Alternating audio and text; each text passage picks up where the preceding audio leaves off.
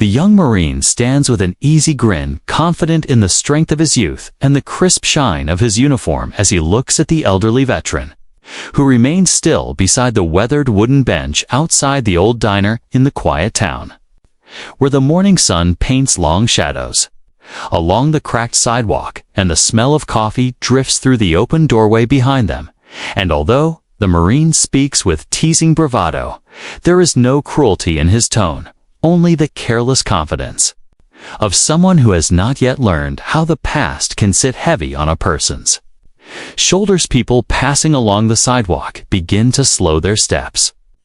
drawn by the sight of the Marine and the old man facing each other, and whispers flow like wind through dry leaves as they wonder why the young soldier is provoking someone so much older than himself. Yet the Marine continues without noticing the growing crowd, because he sees only the faded patches on the veteran's jacket and the scuffed boots that look like they have lived several lifetimes on their own. And to him, the old man seems like someone who might exaggerate stories of heroics for attention. The veteran watches the young Marine with eyes that carry the calm of someone who has seen enough of the world to understand how little bravado matters, and his gaze stays steady even as the Marine asks again what rank he ever reached, and whether he ever saw anything more intense than a training field. And though the words could be taken as mocking, the veteran hears only the echo of youth speaking before wisdom has had its chance to teach, and he remains still with his hands resting lightly on the head of the cane that seems more a symbol of time than a necessity for balancing. Pair of teenagers lean against the side of the diner, trying to look casual while their curiosity bubbles just beneath the surface, and an older woman carrying a shopping bag pauses near the entrance, pretending to adjust the strap just to stay close enough to listen, and every passing moment adds another silent spectator to the scene, until the small corner of the town seems to revolve entirely around these two men, one young and one old, separated by decades of experience, but brought together by a single spark of careless teasing. The Marine laughs again, this time a little louder, as if performing for the audience he has not yet noticed, and he tilts his head, looking the veteran up and down, saying that the emblem stitched into the old man's jacket looks outdated and probably never meant much in the first place. And the veteran does not flinch, nor does he show any sign of irritation, because he has learned over the long course of his life that anger rarely accomplishes what patience can achieve with far less costs. Behind the diner window, the owner peeks out, wiping his hands on a towel and whispering to the waitress at his side, who nods in recognition because she has seen the old man come in almost every morning. For years, always quiet, always polite, always carrying a heaviness that feels like a story left untold. And she frowns as the Marine continues to press with questions shaped more by youthful pride than malice. But she remains behind the glass, knowing the veteran can defend himself in ways that do not require raising his voice. The Marine steps closer now, brimming with confidence, believing himself to be the stronger presence, because his uniform is pressed, and his boots are new, and his body is trained for the demands of modern service. And the veteran continues to hold his gaze without shifting his weight, without blinking too quickly, without giving any reaction that might feed the teasing, because he sees something in the Marine that reminds him of a young man he once knew long ago, someone who believed that rank alone measured the worth of a soldier's. The crowd grows thicker. A quiet tension begins to settle across the small gathering, not a threatening one, but the kind that comes when people sense they are watching a moment that might change the way someone thinks about the world. And even the wind seems to pause as the Marine asks whether the old man ever commanded anyone, or whether he simply followed orders, like a background figure in someone else's story. And for the first time, a faint shift touches the veteran's eyes, something subtle, something unspoken. Delivery truck slows as it rolls past the diner, and the driver leans out of the window trying to catch A better view, while a pair of off-duty workers sitting at an outdoor table lower their drinks and watch with interest, and even the rusted old flagpole beside the diner stands tall in the corner of the scene, casting its long morning shadow across the veteran's worn boots and the Marine's polished ones, and the contrast seems to whisper a lesson not yet learned. The Marine crosses his arms and smiles in a way that suggests he believes the exchange is nothing more than harmless banter, something he might laugh about later with friends when retelling the story of the old man who claimed to have served, but the veteran simply watches him with a gentleness that does not match the tension in the air, and the crowd is now completely still, as if collectively holding its breath, waiting for the moment when the veteran's silence might finally break. Even the birds perched on the telephone line overhead seem to pause their chatter as the Marine leans forward and lowers his voice, asking the veteran if he ever faced real danger, or if he just polished gear and marched in parades, and though the words are spoken lightly, they carry a sting that the onlookers can feel like a sudden drop in temperature, and the tension around them thickens until it feels like a veil draped over the entire street. Somewhere in the distance, a siren hums low against the morning air, but it fades before reaching the crowd, and all attention remains fixed on the young Marine, whose teasing grin slowly evolves into a mask of expectant amusement because he thinks he has won something, though he cannot name what it might be, and he waits for the veteran to answer, hoping for a reaction that will confirm his own bravado as nothing more than harmless, youthful bluster. The veteran inhales, slowly feeling the weight of many decades held within him, and as he studies the young Marine's face, he sees the eagerness of someone who has not yet learned that heroism rarely looks the way he imagines it, and in this moment the old man understands that the Marine's questions, simple though they appear, are born from a world that has not yet shown him the true cost of the service. He now proudly represents the crowd, waits as if time itself has lingered to witness what will happen next, and though the Marine still holds his confident stance, there is the smallest flicker of uncertainty in his eyes, as if he senses that the silence before him is not weakness, and the veteran feels the moment settle like dust into the creases of the street, and he knows that what he chooses to say next will change not only the morning but potentially the course of the young Marine's understanding of everything he believes about service and sacrifice, and the unseen burdens carried by those who came before him. The old man steps forward slowly, his cane tapping lightly against the cracked pavement, drawing a rhythm that seems to echo in the silence of the gathering crowd, and the young Marine shifts, slightly unsure of how to respond, because he can sense that this man who appears fragile is carrying something far heavier than the weight of his body or the folds of his uniform. And all around the street, the spectators hold their breath, watching the small tense movement that feels like a prelude to a revelation. The veteran's eyes meet the Marine's, and there is a depth there that no casual observer could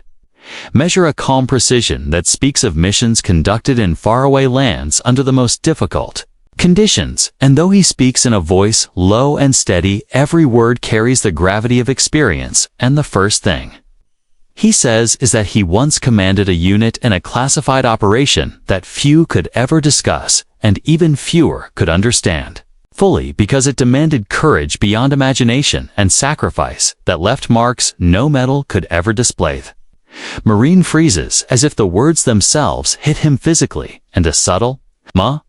tremor runs through his hands, because suddenly he realizes that the emblem he mocked and the stories he assumed were exaggerations are in fact signs of battles and leadership and lives saved in situations where one wrong move could have cost everything, and the crowd around them begins to murmur softly. Recognizing the shift from casual teasing to an awareness of truth heavier than any uniform or rank insignia, the veteran continues speaking, describing how his team faced obstacles that were nearly impossible to overcome, how they moved through dangerous terrain under threat of enemy fire, how they protected civilians while carrying out missions that would remain unspoken in the history books, and the Marine listens now without interruption because he feels the weight of each syllable. Like the quiet pressure of a storm gathering on the horizon, and the small crowd begins to lean forward, instinctively drawn into the gravity of the story that Tori unfolds without dramatics or embellishment. Some children hiding behind their parents, ears pressed to the fabric of clothing, sense that this is not a story from a book or a movie, but a glimpse into a reality that is harsher and more demanding than anything they have imagined, while the teenagers who were previously whispering jokes find themselves completely silent.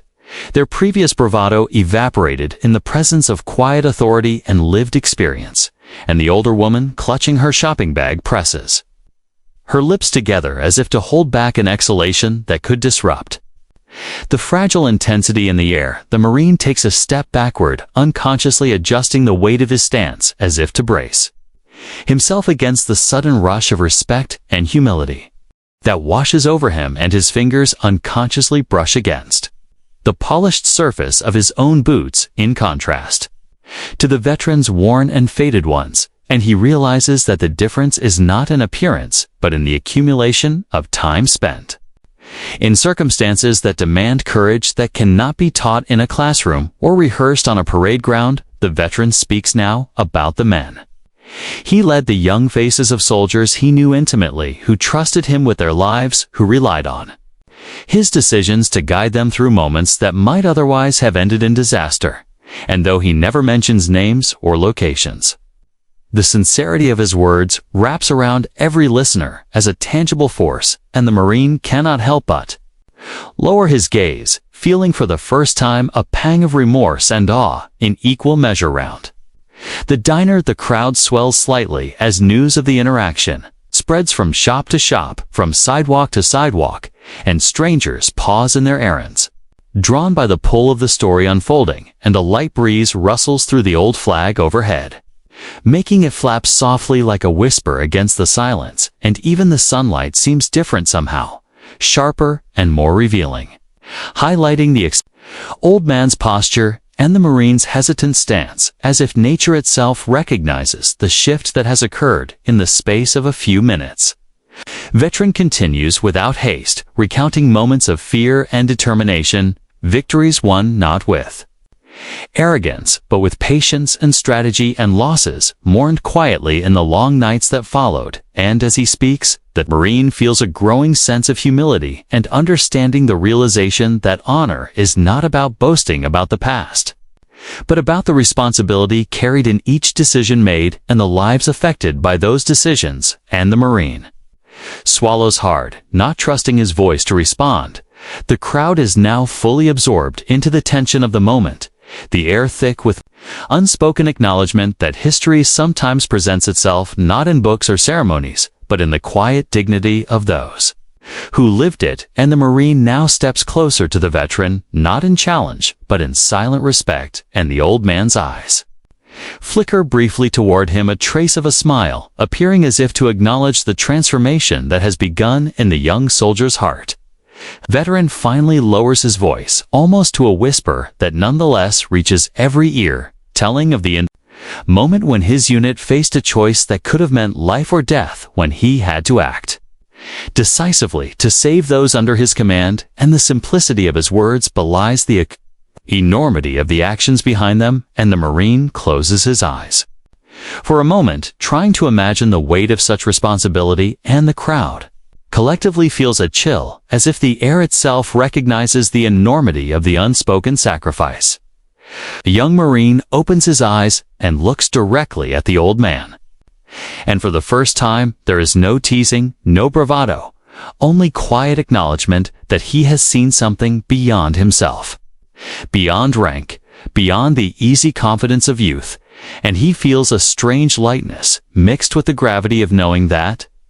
he stands before someone who walked through storms he could scarcely comprehend. And the veteran nods slightly, a subtle gesture, conveying approval and understanding without needing to elaborate further around them. The town seems to exhale the tension that had gathered on the sidewalk. The pedestrians slowly resume their movement, the birds return to their chatter, the children scurry back to play, and yet the Marine cannot forget the presence and the words of the old man, and the crowd senses It's a recognizing that this encounter has changed something fundamental, not just for the Marine, but for everyone. It bore witness to the transformation from casual dismissal to profound respect. The veteran turns, slowly reaching the edge of the bench and tapping his cane lightly as he begins to walk toward the diner doors, leaving behind the echoes of a story that will linger in the minds of those who heard it. And the Marine watches him go, feeling a mixture of gratitude and awe, and a deep understanding that some lessons are delivered, not through punishment or lectures, but through the quiet power of lived experience and the weight of history. Carried in the eyes and voice of someone who has truly served, the crowd disperses gradually, leaving the street quieter than it had been in hours, yet the air remains charged with the memory of the exchange. The young Marine stands alone now, reflecting on what he has learned about courage, sacrifice, leadership, and the humility required to truly honor those who came before him, and he touches the emblem on his own uniform, thinking about the difference between outward appearance and inner worth, and a sense of determination settles in his chest that he will carry the lesson forward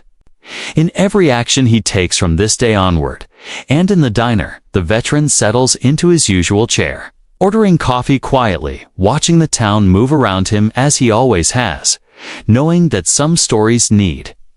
no embellishment, only attention and